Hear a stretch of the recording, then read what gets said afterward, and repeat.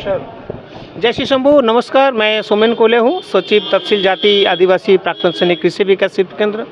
हमारा ऑर्गेनाइजेशन की ओर से आज दिल्ली में कॉन्स्टिट्यूशन क्लब में एक नेशनल सेमिनार हो रहा नेचुरल फार्मिंग के ऊपर, जो आदरणीय माननीय प्रधानमंत्री नरेंद्र मोदी जी का सपना है कि देश को जिस तरीके से विकसित हो रहा है या आगे जा रहा, लेकिन उसके साथ साथ जो हमारा यहाँ पे जनगण है या पब्लिक है, इसको हेल्थ के ऊपर बहुत देखभाल करना पड़ता है सभी को, ताकि आपको हो मेरे को हो।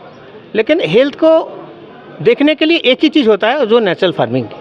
नेचुरल फार्मिंग को बढ़ावा देने के लिए भारत सरकार ने हाल ही में 2 महीना अभी तक हुआ नहीं है, जो उनका फाइनेंशियल बजट था उसके साथ साथ भी अलग से 2484 करोड़ रुपया दिया है, क्योंकि इसको आगे ले जाना ही चाहिए।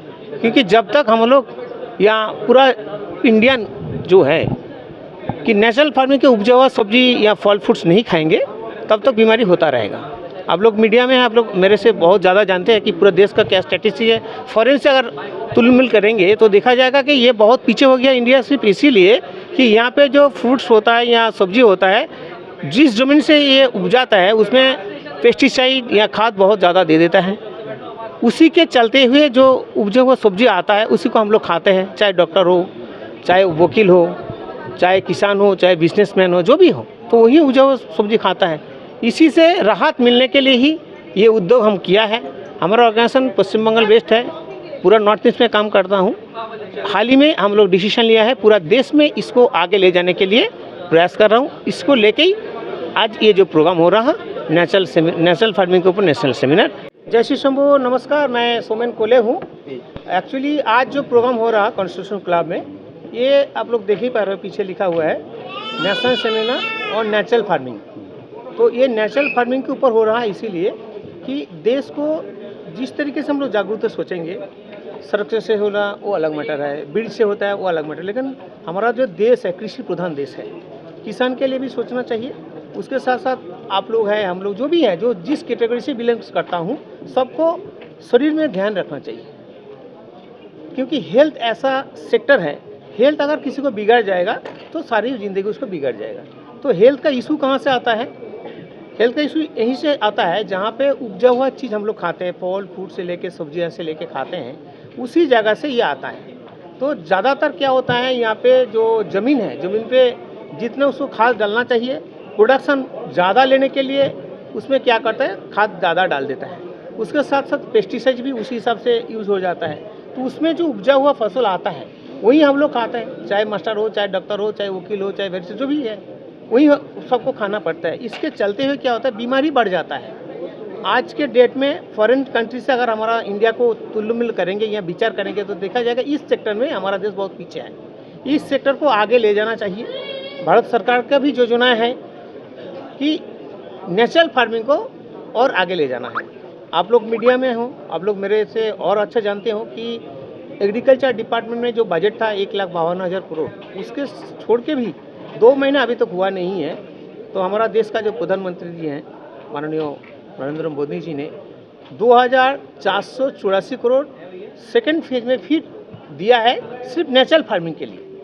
वहीं नेचुरल फार्मिंग को हमारा ऑर्गेनाइजेशन बंगाल बेस्ड है, फिर पश्चिम बंगाल के साथ साथ मैं नॉर्थ ईस्ट में काम शुरू किया है। और ऐसे ही पूरा देश में ही आप लोग यहाँ पे थे, देखे थे कि कम से कम 11-13 स्टेट से यहाँ पे आज किसान लोग भी आए थे। यह हर सेक्टर से आया है जो इस काम को आगे ले जाने के लिए काम करेगा। तो हमारा मकसद यही है कि नेचुरल फार्मिंग को बढ़ावा देना जरूरी है, देश को हम सभी को आगे ले जाने के लिए बहुत ज़रूरी है। उसी को मुद्दे को ले जाने के लिए, और बंगाल से मैं यहाँ पे क्यों किया है ये प्रोग्राम कि दिल्ली हमारा कैपिटल है, यहाँ पे करेंगे तो ये मैसेज पूरा देश में फैल जाएगा। पूरा देश में फैलने से क्या होता है कि कम से कम जागरूकता हो। जागरूकता बहुत पहला चीज़ होता है, उसके बाद उसको प्लानिंग के साथ साथ वो फाइनल स्टेज में आता है। तो इसी को जागरूकता देने के लिए ये हमारा प्रोग्राम है नेशनल सेमिनार और नेचुरल फार्मिंग। जय श्री शंभू। किन राज्यों से इसमें शामिल थे? इसमें राजस्थान का था, पंजाब का था, बंगाल तो था, उड़ीसा था, झारखंड था, महाराष्ट्र था, कर्नाटक से था, कुल मिला के 13 स्टेट से था। सरकार किस तरह से आप लोगों के प्रोग्राम को सहयोग करेगी? हाँ, करेगा, निश्चित रूप से करेगा। वहाँ से कुछ ग्रीन सिग्नल मिला है, तभी ना इस प्रोग्राम को हम और आगे ले जाने के लिए कोशिश कर रहा हूँ कि बड़ा पीछे से अगर ठेल नहीं रहेगा तो बड़ा कम कर नहीं पाएंगे ना। वहाँ से हमारे पास पूरा सपोर्टिंग है इस काम को आगे ले जाने। पर आए मनीष जी बात करेंगे शुक्रिया, बहुत बहुत शुक्रिया, थैंक यू सर। तो ये थे Shri Chetan Prakash ji, thank you so much sir, congratulation. बुलाना चाहेंगे श्री मनीष केसवानी जो कि प्लीज मंच पर आए। एक बार जोरदार तालियां श्री केसवानी जी के लिए।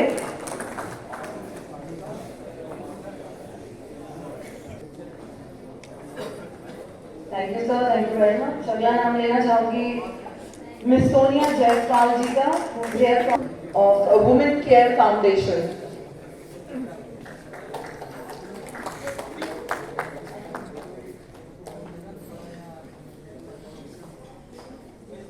Next I would like to call a very famous dietitian Neeru Dawra जो हमारे साथ मौजूद हैं। She is the founder of ND diet clinic, a very well-known dietitian. Neeru ji please एक बार जोर किसी के लिए बजाने में फीमेल्स की जरूर तालियां बजा देनी चाहिए। तो dietitian Neeru ji very well known dietitian है जो ओनर है एनडी डाइट क्लिनिक की। थैंक यू नीरू जी।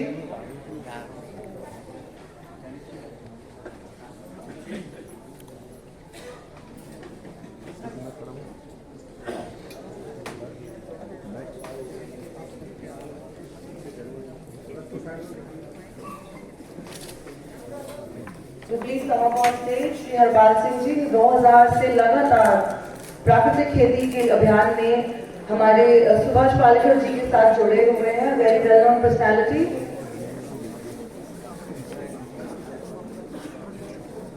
बहुत अच्छा काम कर रहे हैं प्राकृतिक खेती के लिए, कांग्रेचुलेशन।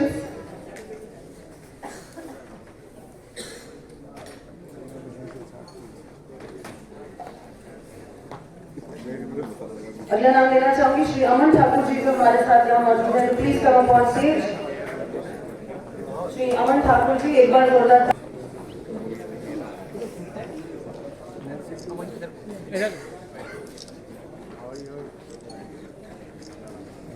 अगला नाम लेना चाहूंगी श्री राम भरोसे शर्मा जी का। Please come up on stage. Ram भरोसे जी यहाँ मौजूद है, प्लीज आइए मंच पे। He is the national general secretary भारतीय किसान यूनियन कृषक शक्ति।